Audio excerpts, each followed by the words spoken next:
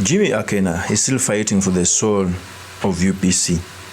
Because trust me, ever since UPC transitioned from Obote, it has been a shell of its own.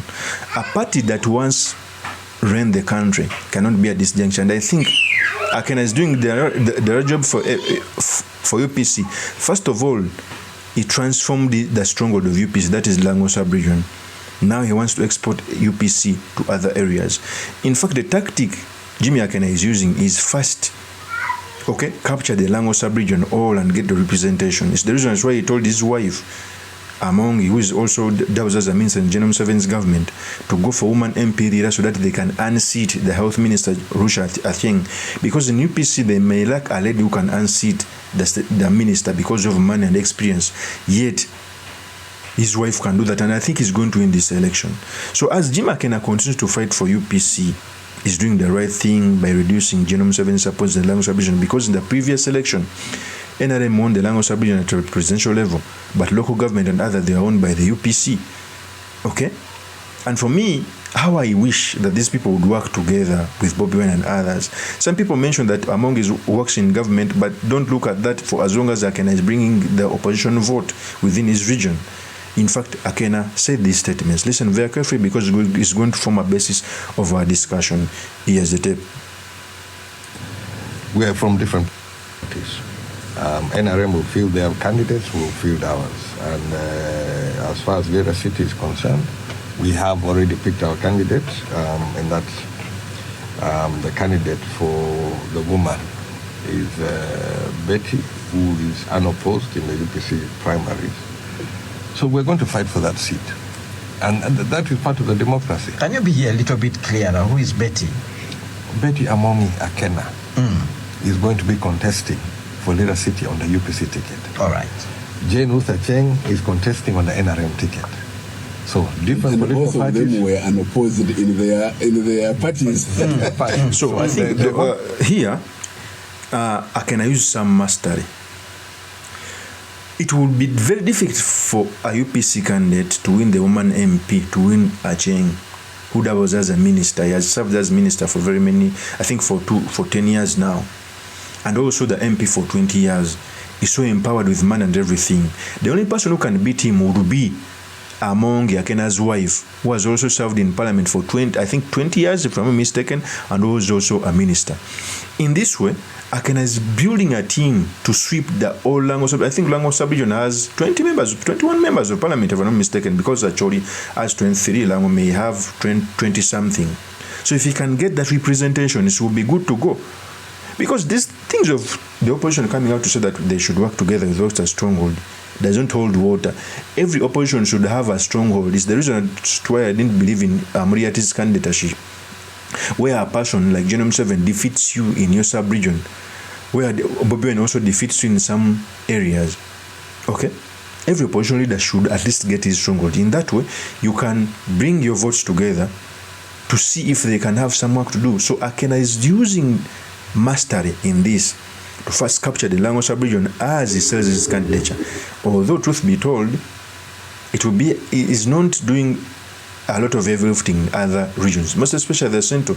Central is like a catalyst of politics. Ever since time immemorial, ever since independence, it was a catalyst where Obote talked to the Kabaka. Amin had to return Kabaka's body. Museveni had to bring Motebi's in the bush. So it has been a catalyst of politics. It's not doing well in the Central, but is a mastery on rejuvenating the UPC. Let's continue. To battle it now, this issue of going for elections, I've gone for elections. People say I'm in bed with NRM. Every year I've contested against an NRM candidate. I've never gone into parliament without an NRM fielding a candidate. Now I'm going for their chairman also. They should also treat me with the same respect. I've dealt with their people who they've sent to me. I've campaigned with the decorum, and we've ended the campaign. So now I'm going to campaign against their chairman. Although maybe you've never explained well why one of your biggest party members is serving within cabinet. That's an issue there. People are wondering.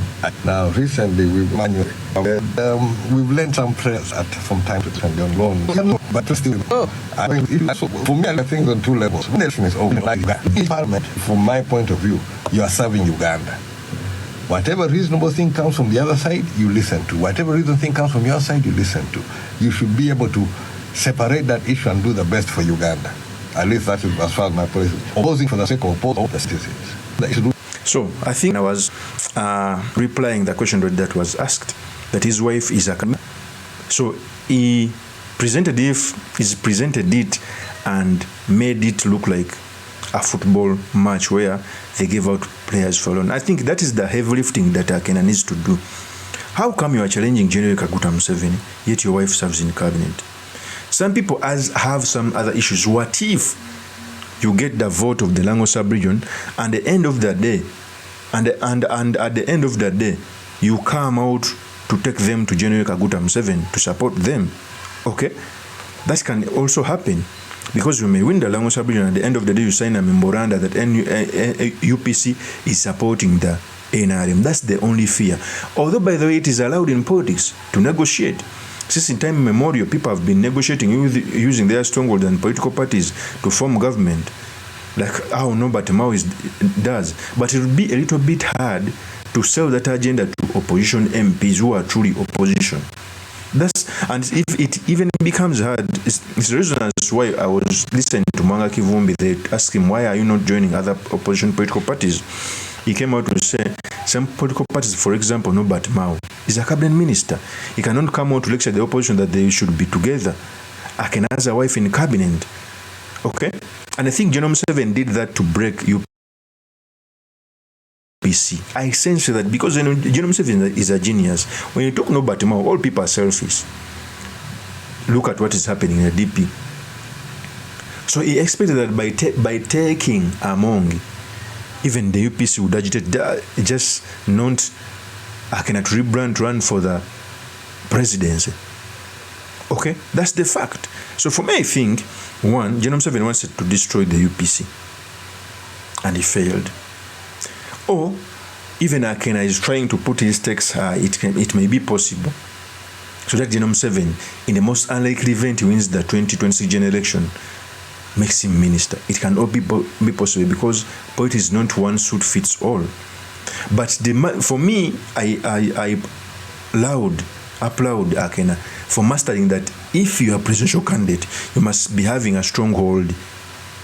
He wants to sweep the Lango sub-region with UPC MPs. That's a masterstroke. I give it to him.